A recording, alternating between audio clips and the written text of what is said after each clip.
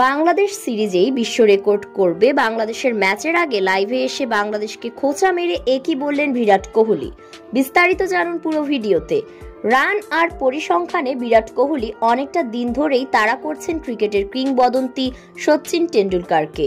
Cricket বিশ্বে অনেক record এরই মাঝে সচিনকে ছাড়িয়েও গিয়েছেন ভারতের এই প্রজন্মের সফলতম ব্যাটার।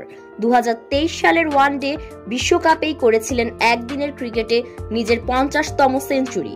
দ্য লিটল মাস্টারের সামনেই ভেঙেছিলেন তার কীর্তি। বর্তমানে হাতের কাছে আছে সচিনের 100 সেঞ্চুরির রেকর্ড।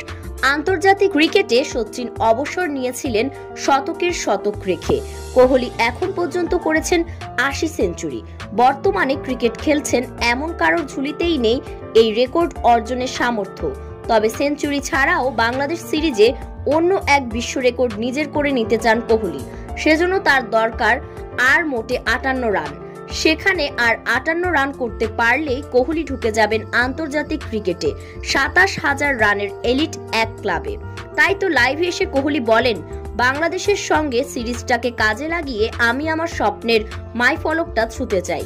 আমি আমার সাধ্যমতো চেষ্টা করে যাব। তবে বাংলাদেশও অনেক ভালো দল, তারা অনেক ভালো ক্রিকেট